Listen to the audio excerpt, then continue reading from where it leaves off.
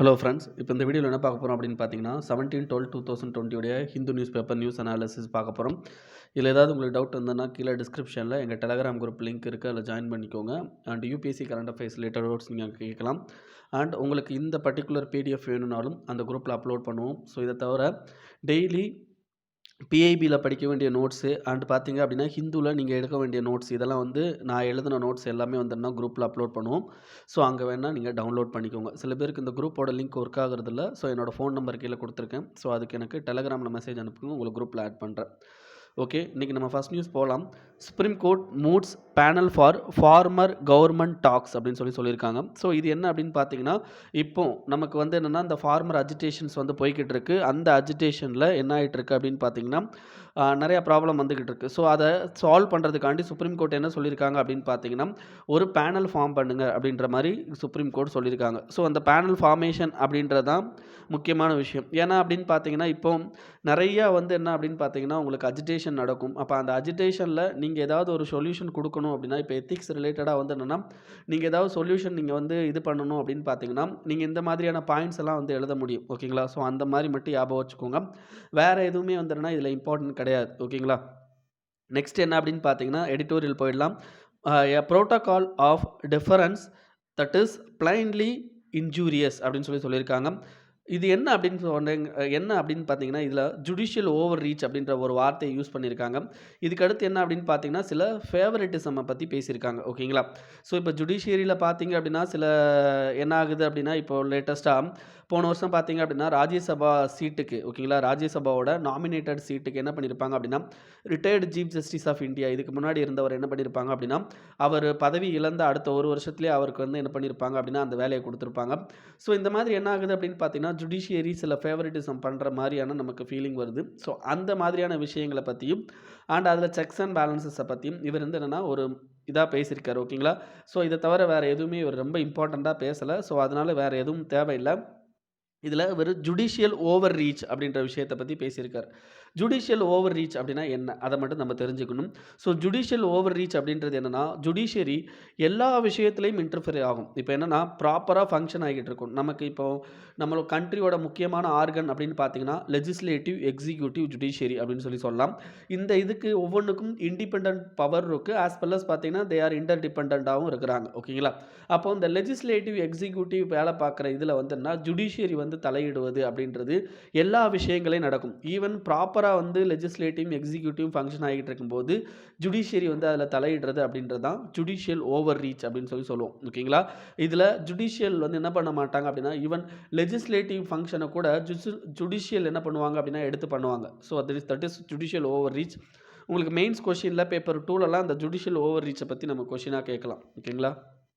Next a million reason to March. So இதுக்கு அடுத்த article ஒன்று கொடுத்துருப்பாங்க. Privacy a fundamental rights the state must protect அப்படின்னு கொடுத்துருப்பாங்க. ஸோ இந்த ஆர்டிக்கல் என்னென்னா இதுக்கு முன்னாடி வந்த ஆர்டிக்கலோட இதுக்கு முன்னாடி வந்த ஒரு ஆர்டிக்கலில் வந்து என்ன பண்ணியிருப்பாங்க அப்படின்னு பார்த்தீங்கன்னா ஒரு சில விஷயங்கள் அதாவது என்ன பாம்பே இப்போ லேட்டஸ்ட்டாக வந்து ஒரு பாம்பே ஹைகோர்ட் என்ன பண்ணியிருப்பாங்க அப்படின்னா ஒரு ஆக்டிவிஸ்டோட அட்ரஸ் வந்து என்ன ஆயிருக்கும் அப்படின்னா ரைட் டு இன்ஃபர்மேஷன் வெப்சைட்டில் வந்து கொடுத்துருப்பாங்க. ஸோ அந்த இது வந்து என்ன அப்படின்னு பார்த்தீங்கன்னா கவர்மெண்ட்டுக்கு அகெயின்ஸ்டாக அந்த ஆர்டிஐ போட்ட மாதிரி இருக்கும். ஸோ நிறைய பேர் என்ன பண்ணியிருப்பாங்க அப்படின்னா கவர்மெண்ட்டை சேர்ந்த ஆளுங்க லைக் அந்த பர்டிகுலர் கட்சியை சேர்ந்த ஆளுங்க அவர் வீட்டு முன்னாடி போயிட்டு தர்ணா போராட்டம் நடத்துறது இந்த மாதிரிலாம் பண்ணியிருப்பாங்க. ஸோ இந்த மாதிரியான விஷயங்களுக்காண்டி பாம்பே ஹைகோர்ட் என்ன பண்ணியிருப்பாங்க அப்படின்னா அவருடைய அட்ரஸை வந்து என்னென்னா அந்த வெப்சைட்லேருந்து ரிமூவ் பண்ணுங்க அப்படின்றத சொல்லியிருப்பாங்க. ஸோ அதை பொறுத்து ஒரு ஆர்டிக்கல் எழுதியிருந்தாங்க. அந்த ஆர்டிக்கலோடைய கொஞ்சம் எக்ஸ்டென்ஷன் தான் இந்த ஆர்டிக்கல். ஓகேங்களா? ஸோ அதனால் நான் அதை எடுத்துக்கல. Next a million reason to March அப்படின்னு சொல்லியிருக்காங்க. ஸோ இந்த ஆர்டிக்கலை பொறுத்த வரைக்கும் ஃபார்மர்ஸுடைய இந்த அஜிடேஷனை பற்றி தான் பேசுகிறாங்க. ஸோ அதில் என்ன மில்லியன் ரீசன்ஸ் இருக்குது அப்படின்றது உங்களுக்கு தெரிஞ்சுக்கணும். ஓகேங்களா? ஸோ ஆல்ரெடி நமக்கு மில்லியன் ரீசன்ஸில் முக்கியமான ரீசன் இப்போ ஃபார்மர் அஜிடேஷன் நடக்கிறதுக்கு முக்கியமான ரீசன் அந்த 3 சட்டங்கள். ஓகேங்களா? ஃபார்மர்ஸ் ரிலேட்டடாக கொண்டு வந்த 3 சட்டங்கள். Farmer producer trade and commerce amendment bill. அதுக்கடுத்து பார்த்தீங்க அப்படின்னா farmers empowerment and production agreement on price assurance bill, அதுக்கடுத்து பார்த்தீங்கன்னா எசென்ஷியல் கமாடிட்டிஸ் பில்லு. இந்த 3 பில்லு. நெக்ஸ்ட் என்னன்னு பார்த்தீங்கன்னா எலக்ட்ரிசிட்டி பில். ஓகேங்களா? ஸோ இதெல்லாம் எதிர்த்து தான் இப்போ என்ன பண்ணிக்கிட்டு இருக்காங்க அப்படின்னா ஃபார்மர்ஸ் போராட்டம் நடத்திக்கிட்டு இருக்காங்க. ஸோ இதை தவிர இன்னும் நிறைய காரணங்கள் வந்து இதில் இருக்குது அப்படின்றதையும் இதில் சொல்லியிருக்காங்க. இதில் என்னென்ன காரணங்கள் எக்ஸ்ட்ரா சொல்லியிருக்காங்க அப்படின்னா, இப்போ லேட்டஸ்ட்டாக கவர்மெண்ட் வந்து இண்டஸ்ட்ரியல் ரிலேஷன் கோடு, ஓகேங்களா, இண்டஸ்ட்ரியல் ரிலேஷன் கோடு 2020 அப்படின்றத கொண்டு வந்தாங்க. ஸோ இதில் வந்து என்னென்னா நிறைய ட்ரேட் யூனியனுக்கு இருந்த பவர் எல்லாம் பறிச்சிருப்பாங்க. ஸோ அப்போ அதுக்கு எதிர்த்து நிறையா வந்து ட்ரேட் யூனியனும் போராட்டங்களை நடத்தலாம் அப்படின்ற மாதிரி இவங்க சொல்லியிருப்பாங்க. ஸோ இதை தவிர என்ன அப்படின்னு பார்த்தீங்கன்னா உங்களுக்கு நிறையா விஷயங்கள் இன்னும் இந்த கவர்மெண்ட் பண்ண சில விஷயங்கள் என்ன அப்படின்னு பார்த்தீங்கன்னா, நிறைய பேர் வந்து கவர்மெண்ட்டுக்கு அகெயின்ஸ்டாக பேசுகிறவங்களெல்லாம் என்ன பண்ணியிருப்பாங்க அப்படின்னு பார்த்தீங்கன்னா, கவர்மெண்ட்டுடைய விரோதிகள், அதாவது என்ன அப்படின்னு பார்த்தீங்கன்னா, கவர்மெண்ட்டுக்கு அகெயின்ஸ்டாக பேசுகிறாங்க அப்படின்னு சொல்லிட்டு அவங்கள என்னென்னா சட்டவிரோத இதில் என்ன பண்ணியிருப்பாங்க, அரெஸ்ட் பண்ணியிருப்பாங்க. அது இது சிஏஏ ப்ரொட்டஸ்ட்டில், ஓகேங்களா, சிஏஏ சிட்டிசன்ஷிப் அமெண்ட்மெண்ட் ஆக்ட்டுக்கு அகெயின்ஸ்டாக ப்ரொட்டஸ்ட் பண்ணவங்களை என்ன பண்ணியிருப்பாங்க அப்படின்னா, நிறைய பேரை வந்து என்ன அப்படின்னு பார்த்தீங்கன்னா அரெஸ்ட் பண்ணியிருப்பாங்க. ஸோ இந்த மாதிரி நிறைய விஷயங்கள் இருக்குது இந்த போராட்டம் நடத்துறதுக்கு அப்படின்றதான் இந்த ஆர்டிக்கலில் சொல்லியிருக்கிறாங்க. ஓகேங்களா? ஸோ அதுதான்.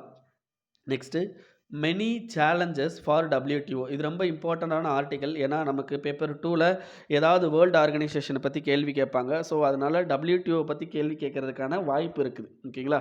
சரி, இந்த WTOவில் என்ன சேலஞ்சஸ் இருக்குது, ஏன் இந்த சேலஞ்சஸை பற்றி இப்போ பேசியிருக்காரு அப்படின்னா, இப்போ WTOக்கு என்ன பண்ண போகிறாங்க அப்படின்னா டைரக்டர் ஜெனரலை வந்து செலக்ட் பண்ண போகிறாங்க. ஸோ அப்போ அந்த டைரக்டர் ஜெனரலுக்கு என்னென்ன மாதிரியான சேலஞ்சஸ்லாம் வருங்காலத்தில் WTOவில் இருக்க போகுது அப்படின்றத இவர் சொல்லியிருக்காரு. ஸோ இதை நான் பாயிண்டாக உங்களுக்கு சொல்கிறேன், அதை நீங்கள் நோட் பண்ணிக்கோங்க. ஃபர்ஸ்ட் பாயிண்ட் என்ன அப்படின்னு பார்த்தீங்கன்னா, இந்த COVID-19 என்ன ஆகுது, குளோபல் லெவலில் எக்கனாமிக் ஃபால் அவுட் அப்படின்றது பெரிய லெவலில் இருக்குது. அப்போ அதுக்கு ஏற்றாப்புல நம்ம என்ன பண்ணணும் அப்படின்னா குளோபல் ட்ரேட் ரிலேட்டட் மேட்டர்ஸை வந்து மாற்ற வேண்டியிருக்கும். ஓகேங்களா? ஸோ அந்த விஷயத்தை வந்து என்ன பண்ணணும் அப்படின்னா WTO தான் பண்ணணும். இது தவிர என்னென்னா இப்போ கோவிடுக்கு ஏற்றாப்புல என்ன பண்ணிக்கிட்டு இருக்காங்க அப்படின்னா நிறையா வேக்சின் தயாரிக்கிறாங்க. அப்போ வேக்சின் வந்து மேக்ஸிமம் புது வேக்சின் தயாரிக்கிறாங்கன்னா அதை என்ன பண்ணுவாங்க அப்படின்னு பார்த்தீங்கன்னா, இது நான் தயாரித்தது எனக்கு மட்டும்தான் சொந்தம் அப்படின்ற மாதிரி இன்டலெக்சுவல் ப்ராப்பர்ட்டி ரைட்ஸ் வாங்கி வச்சுப்பாங்க. அப்போ இப்போ இந்த மாதிரியான COVID-19 மூலமாக இந்த இன்டலெக்சுவல் ப்ராப்பர்ட்டி ரைட்ஸ் வாங்கி வச்சாங்கன்னு வைங்களேன், நமக்கு என்ன ஆகும் அப்படின்னு பார்த்தீங்கன்னா, அந்த COVID-19 வேக்சின் இருக்குது பார்த்தீங்களா, அதோட ரேட் வந்து ரொம்ப அதிகமாகிடும். ஸோ அப்போ அதை வந்து மேக்ஸிமம் எந்த பண்ணணும், ரெகுலரைஸ் பண்ணணும் WTO. ஸோ அந்த வேலைகள் அதுக்கு இருக்குது. இதை தவிர என்னென்னா வேக்சின் நேஷனலிசம் அப்படின்ற ஒரு ப்ராப்ளமும் இருக்குது. வேக்சின் நேஷனலிசம் அப்படின்னா, இப்போ மார்க்கெட்டு வரப்போகிற வேக்சின் எல்லாத்தையும் என்ன பண்ணுறாங்க அப்படின்னா USA வந்து எனக்கு தான் வேணும் அப்படின்ற மாதிரி நிறைய காசு கொடுத்து வாங்குறதுக்கு ரெடியாக இருக்காங்க. அப்போ இந்த மாதிரி என்ன ஆயிடுது அப்படின்னு பார்த்தீங்கன்னா, வேக்சினை ஒரு நாட்டுக்கு மட்டும் சொந்தமானதாக மாற்றுறது அப்படின்றது தான் வேக்சின் நேஷனலிசம். ஸோ அதை தடுக்கிறதுக்கும் இந்த WTO என்ன பண்ணணும் அப்படின்னா செயல்படுத்தணும். இது ஃபர்ஸ்ட் பாயிண்ட். ஓகேங்களா? சரி, இப்போ செகண்ட் பாயிண்ட் என்ன சொல்கிறாங்க அப்படின்னு பார்த்தீங்கன்னா, அதாவது தோஹா டெவலப்மெண்ட் அஜெண்டா அப்படின்னு சொல்லுவாங்க. அதாவது WTOவில் வந்து என்ன பண்ணுவாங்க அப்படின்னு பார்த்தீங்கன்னா, தோஹா டெவலப்மெண்ட் அஜெண்டா அப்படின்னு சொல்லிட்டு ஒன்று இருக்கும். ஸோ இந்த தோஹா டெவலப்மெண்ட் அஜெண்டாவில் என்ன பண்ணியிருப்பாங்க அப்படின்னா, டெவலப்டு கண்ட்ரிஸ் வந்து இவ்வளோ சப்சிடி தான் கொடுக்கணும். ஏன்னா சப்சிடி அப்படின்றது பார்த்தீங்க அப்படின்னா உங்களுக்கு மிகப்பெரிய லெவலில் ட்ரேடை வந்து சேஞ்ச் பண்ணக்கூடியது. ஒரு எக்ஸாம்பிளுக்கு என்னென்னா, இப்போ அமெரிக்காவில் வந்து என்னென்னா ஏதோ ஒரு பொருள், ஓகேங்களா, காருன்னு வைங்களேன், அமெரிக்காவில் காரை தயாரிக்கிறதுக்கு நிறையா சப்சிடி கொடுக்குறான்னு வைங்களேன். நிறைய சப்சிடி கொடுத்தா அந்த கண்ட்ரியில் தயாரிக்கிற காரோட ரேட்டு ரொம்ப ரொம்ப கம்மியாக இருக்கும். அந்த ரொம்ப கம்மியான ரேட்டு உள்ள காரை நம்ம இந்தியாவில் கொண்டாந்து விற்றான்னு வைங்களேன், அப்போ இந்தியாவில் இருக்க கார் மேனுஃபேக்சரிங் கம்பெனி எல்லாமே என்ன ஆகும் அப்படின்னு பார்த்தீங்கன்னா அடி ஆகும். அப்போ இதெல்லாம் தடுக்கணும். இதை தடுக்கிறதுக்காண்டி என்ன பண்ணியிருப்பாங்க அப்படின்னா, சப்சிடினா இவ்வளோ தான் கொடுக்கணும், டெவலப்டு கண்ட்ரி இவ்வளோ தான் கொடுக்கணும், டெவலப்பிங் கண்ட்ரி இவ்வளோ தான் கொடுக்கணும், ஓகேங்களா, லீஸ்ட் டெவலப்டு கண்ட்ரி கொடுத்துக்கலாம் அப்படின்ற மாதிரி ஒரு லிஸ்ட் ஆஃப் விஷயங்கள் என்ன இருக்குது அப்படின்னு பார்த்தீங்கன்னா இந்த தோஹா டெவலப்மெண்ட் அஜெண்டாவில் இருக்குது. அந்த டெவலப்மெண்ட் அஜெண்டாவை வந்து என்னென்னா இன்னும் வந்து அந்த டெவலப்மெண்ட் அஜெண்டா ரிலேட்டடாக நெகோஷியேஷன் போய்கிட்டு தான் இருக்குது. ஓகேங்களா? அப்போது அந்த நெகோஷியேஷனே இன்னும் முடியலை. அதுக்குள்ளே என்ன பண்ணுறாங்க அப்படின்னா டெவலப்டு கண்ட்ரி இன்னும் புதுசாக சில நெகோஷியேஷனை கொண்டு வர ட்ரை பண்ணுறாங்க. அது என்னென்ன இடம் அப்படின்னு பார்த்தீங்கன்னா, காமர்ஸில் வந்து நெகோஷியேஷன் கொண்டு வரணும், இன்வெஸ்ட்மெண்ட் ஃபெசிலிட்டேஷனில் கொண்டு வரணும், அப்புறம் MSME ரிலேட்டடாகவும் ஜெண்டர் இஷ்யூ ரிலேட்டடாகவும் வந்து என்னென்னா இந்த இதில் பேசணும் அப்படின்றத கொண்டு வராங்க. அப்போ ஒரிஜினலாக தோஹா டெவலப்மெண்ட்டில் இருக்கிற முக்கியமான விஷயங்கள் பேசு பொருளாக ஆகாமல் இந்த விஷயங்களை பேசு பொருள் ஆக்கிறதுக்கு என்ன பண்ணுறாங்க, டெவலப்டு கண்ட்ரி செயல்படுறாங்க. ஏன்னா தோஹா டெவலப்மெண்ட்டில் டெவலப்டு கண்ட்ரி என்ன பண்ணணும் அப்படின்னா சப்சிடியோட அளவை ரொம்ப ரொம்ப ரொம்ப ரொம்ப கம்மி பண்ணணும். டெவலப்பிங் கண்ட்ரியை கம்பேர் பண்ணும்போது டெவலப்டு கண்ட்ரி அவங்களுடைய அக்ரிகல்ச்சருக்கோ இதுக்கோ கொடுக்குற அந்த சப்சிடிஸை ரொம்ப ரொம்ப கம்மி பண்ணும். ஸோ அதை வந்து டிஸ்டார்ட் பண்ணுறதுக்காண்டி இப்போ டெவலப்டு கண்ட்ரி என்ன பண்ணுறாங்க அப்படின்னா இந்த மாதிரி புது விஷயங்களை எடுத்துகிட்டு வர ட்ரை பண்ணிக்கிட்டு இருக்காங்க. அப்போ அதை வந்து என்ன பண்ணணும் அப்படின்னா அரெஸ்ட் பண்ணுறதுக்கு WTO வந்து செயல்படணும் அப்படின்றாங்க. நெக்ஸ்ட்டு WTOவோட டிஸ்பியூட் செட்டில்மெண்ட் மெக்கானிசம். ஓகேங்களா? அதாவது இப்போ நமக்கு ஏதாவது ட்ரேட் ரிலேட்டடா வேர்ல்டு லெவல்ல ஒரு டிஸ்பியூட் வந்துச்சுன்னு வைங்களேன், அந்த டிஸ்பியூட்டை நம்ம சால்வ் பண்ணுறதுக்கு எங்கே போவோம் அப்படின்னு பார்த்தீங்கன்னா WTO போவோம். ஸோ அந்த டிஸ்பியூட் செட்டில்மெண்ட் மெக்கானிசத்தில் என்ன ஆகும் அப்படின்னு பார்த்தீங்கன்னா there will be a tribunal. ஓகேங்களா? டிஸ்பியூட்டை செட்டில் பண்ணுறதுக்கு ஒரு ட்ரிபுனல் வச்சுருக்காங்க. அந்த ட்ரிபுனலில் ஓகேங்களா, அந்த ட்ரிபுனலில் இப்போ ஜட்ஜஸே இல்லை, ஒரே ஒரு 2 ஜட்ஜஸ் தான் இருக்கிறாங்க. ஓகேங்களா? மினிமம் 4 ஜட்ஜ் இருந்தால் தான் தீர்ப்பே கொடுக்க முடியும். இப்போ என்னன்னா 2 ஜட்ஜ் தான் இருக்கிறாங்க. அப்போ அந்த ஜட்ஜஸ் நியமனத்தை யார் தடுக்கிறாங்க அப்படின்னு பார்த்தீங்கன்னா, அமெரிக்கா மாதிரியான பெரிய கண்ட்ரி தடுக்குது. ஏன் அப்படின்னா, இந்த ட்ரிபுனல் வந்து என்னன்னா, மத்த கண்ட்ரீஸ்க்கு வந்து சாதகமா செயல்படுறாங்க. எங்களுக்கு சாதகமா செயல்படல அப்படின்னு சொல்லிட்டு, இதில இப்ப என்னன்னா ஆட்கள ஏன்னா WTO பொறுத்தவரைக்கும் அதிகமான ஒரு இத வச்சிருக்கவன் யாருன்னா அமெரிக்கா. ஓகேங்களா? அப்ப அவன் அமெரிக்கா வந்து தடுத்துக்கிட்டு இருக்கான். ஸோ அப்போ அந்த விஷயத்தையும் வந்து என்ன அப்படின்னு பார்த்தீங்கன்னா, அந்த WTO டைரக்டர் ஜெனரல் வந்து சால்வ் பண்ணணும் அப்படின்னு சொல்றாங்க. இத தவிர என்ன அப்படின்னு பார்த்தீங்கன்னா, நம்ம தோஹா டெவலப்மெண்ட் அஜெண்டால என்ன சொன்னோம்?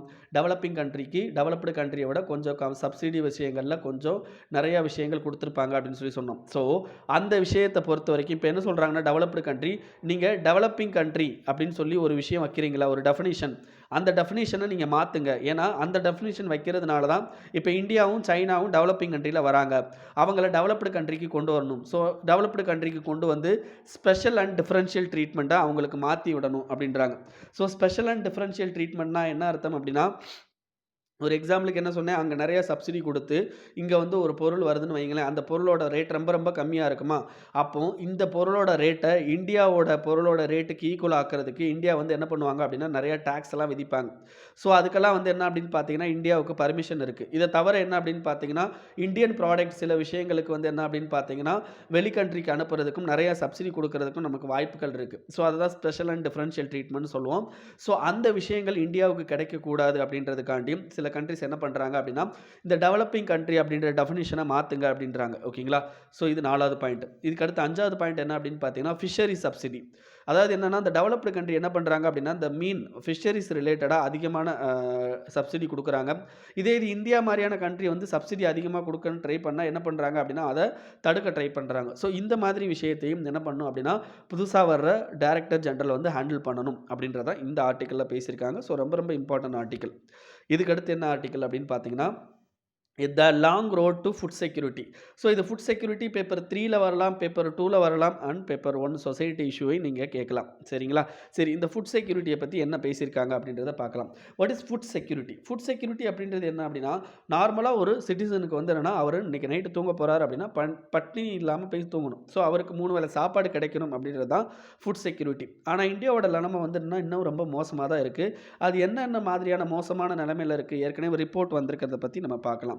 இந்தியா ஓகேங்களா, இந்தியாவை பொறுத்த வரைக்கும் மால் நியூட்ரிஷன், அதாவது என்ன அப்படின்னு பார்த்தீங்கன்னா, நியூட்ரிஷனல் குறைபாடு அண்ட் அதிகமான நியூட்ரிஷன் எடுத்துக்கிறது, இந்த 2மே இருக்கு. சில பேர் குண்டா இருப்பாங்க, சில பேர் ரொம்ப ரொம்ப சோத்துக்கே வழி இல்லாமல் இருப்பாங்க. ஸோ இந்த 2 விஷயங்களுமே இந்தியாவில் இருக்கு. ஓகேங்களா, that is malnutrition. India's malnutrition level are almost twice compare to many African country. Many African கண்ட்ரியை கம்பேர் பண்ணும்போது நம்மளுடைய மால் நியூட்ரிஷன் லெவல் ஆல்மோஸ்ட் டபுளாக இருக்குன்றாங்க. ஓகேங்களா?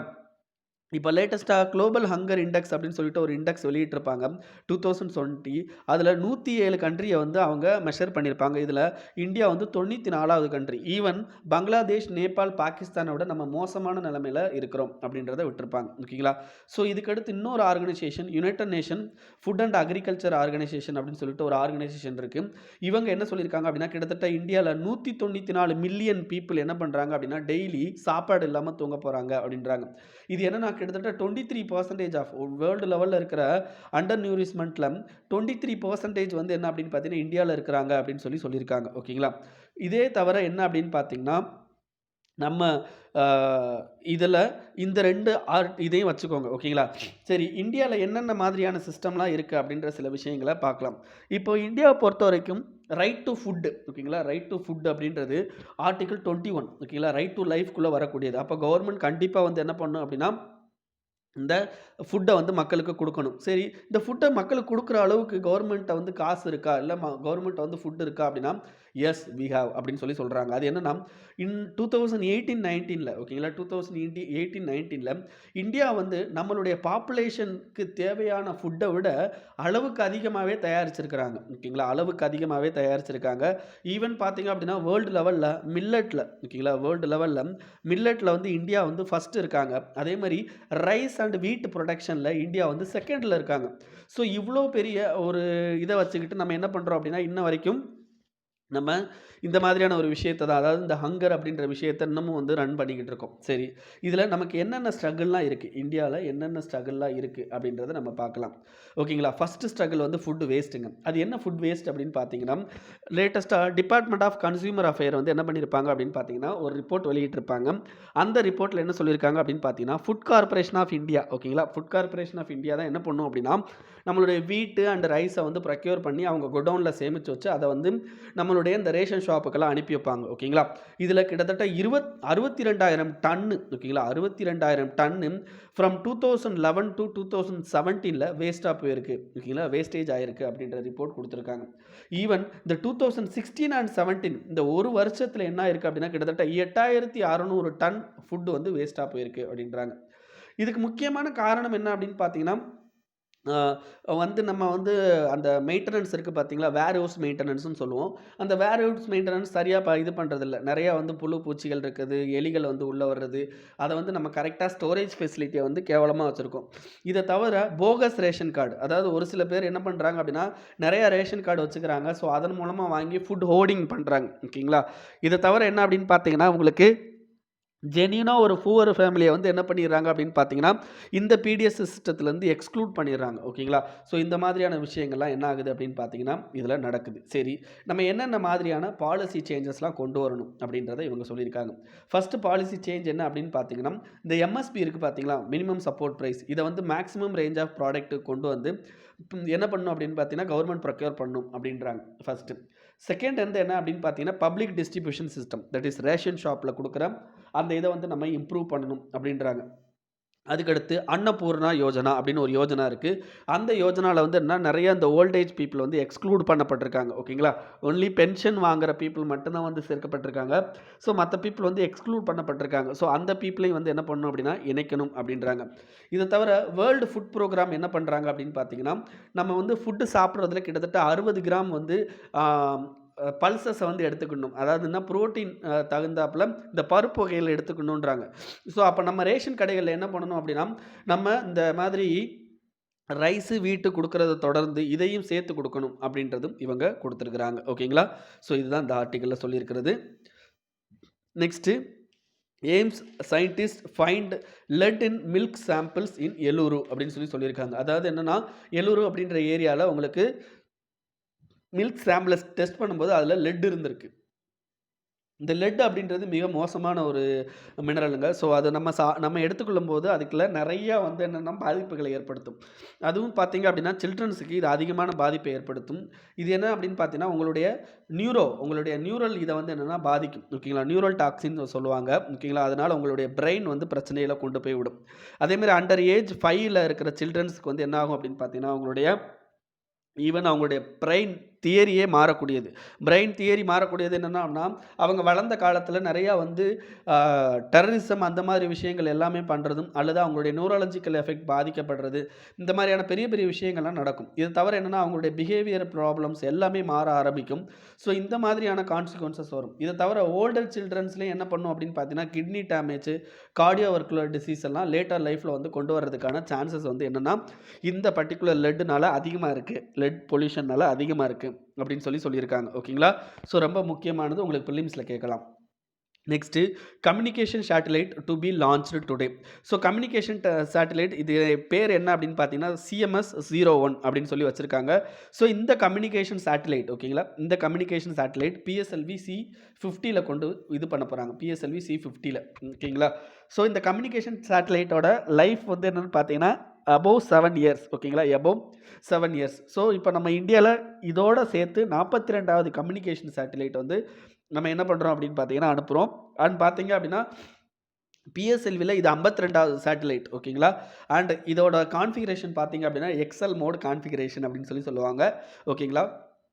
ஸோ அவ்வளோதான் இதில் தெரிஞ்சுக்க வேண்டியது.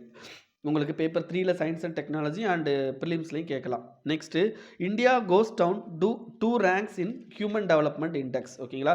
ஸோ ஹியூமன் டெவலப்மெண்ட் இண்டெக்ஸ் யார் வெளியிடுறாங்க அப்படின்னு பார்த்தீங்கன்னா யுனைடெட் நேஷன் டெவலப்மெண்ட் ப்ரோக்ராம். ஓகேங்களா. அவங்க தான் வெளியிடுறாங்க. ஸோ அவங்க முக்கியமாக ஒரு 3 விஷயத்தை வச்சு வெளியிடுவாங்க. ஒன்று வந்து என்ன அப்படின்னு பார்த்தீங்கன்னா ஸ்டாண்டர்ட் ஆஃப் லிவிங், இன்னொன்று லைஃப் எக்ஸ்பெக்டன்சி, இன்னொன்று உங்களுடைய எஜுகேஷன். ஓகேங்களா. இந்த 3 வச்சு தான் என்ன பண்ணுவாங்க அப்படின்னு பார்த்தீங்கன்னா உங்களுக்கு ஹியூமன் டெவலப்மெண்ட் இண்டெக்ஸ் அப்படின்றத வெளியிடுவாங்க. ஸோ இந்த ஹியூமன் டெவலப்மெண்ட் இண்டெக்ஸ் ஓகேங்களா, இந்த ஹியூமன் டெவலப்மெண்ட் இண்டெக்ஸில் இந்தியாவோட பிளேஸ் பார்த்தீங்க அப்படின்னா 189 கண்ட்ரியில் இந்தியா வந்து 131வது கண்ட்ரி. போன வருஷத்தை விட இந்தியா வந்து கொஞ்சம் முன்னேறி இருக்கோம். என்ன முன்னேறி இருக்கோம் அப்படின்னு பார்த்தீங்கன்னா பாயிண்ட்ஸில் முன்னேறி இருக்கோம். ஓகேங்களா. போன வருஷம் பார்த்தீங்க அப்படின்னா 0.642, அதாவது 2018ல். ஓகேங்களா. ஸோ 2019க்கான ரிப்போர்ட் தான் இப்போ விட்டுருக்காங்க. ஸோ 0.642, ஆனால் 2019 இப்போ விட்ட ரிப்போர்ட்டில் 0.645.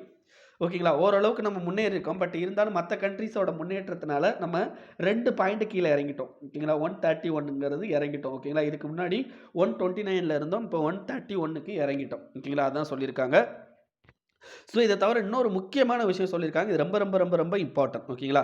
ஃபஸ்ட் டைமாக யுனைடெட் நேஷன் டெவலப்மெண்ட் ப்ரோக்ராமில் இந்த ஹியூமன் டெவலப்மெண்ட் இண்டெக்ஸில் என்ன பண்ணியிருக்காங்க அப்படின்னா ஒரு கண்ட்ரியோட இந்த டெவலப்மெண்ட் அப்படின்றது எதை பொறுத்து இருக்கணும் அப்படின்னா ரெனியூவபிள் எனர்ஜி, விச் மீன்ஸ் நீங்கள் கார்பனை அதிகமாக யூஸ் பண்ணக்கூடாது. ஏன்னா இப்போ கார்பனை யூஸ் பண்ணுறதுனால நிறையா குளோபல் வார்மிங் அப்படின்றது அதிகமாக வருது. அப்போ அந்த கார்பனை யூஸ் பண்ணாமல் இல்லாட்டி கார்பனை கம்மி பண்ணி ஒரு டெவலப்மெண்ட் கொண்டு வராங்க அப்படின்ற ஒரு க்ரைட்டீரியாவையும் சேர்த்துருக்காங்க. ஸோ அப்படி ஒரு க்ரைட்டீரியாவை சேர்த்தா இந்தியாவோட பொசிஷன் கிட்டத்தட்ட 8 பொசிஷனுக்கு முன்னாடி போயிருந்தான். இப்போ யூஎன்டிபியில் ஹியூமன் டெவலப்மெண்ட் இண்டெக்ஸில் ஃபஸ்ட்டு இருக்கிறது யார் அப்படின்னு பார்த்தீங்கன்னா நார்வே. பட் இப்போ சொன்ன இந்த க்ரைட்டீரியாவை இன்க்ளூட் பண்ணாங்க அப்படின்னா அயர்லாந்து வந்து முன்னாடி போயிடுவாங்க. ஓகேங்களா.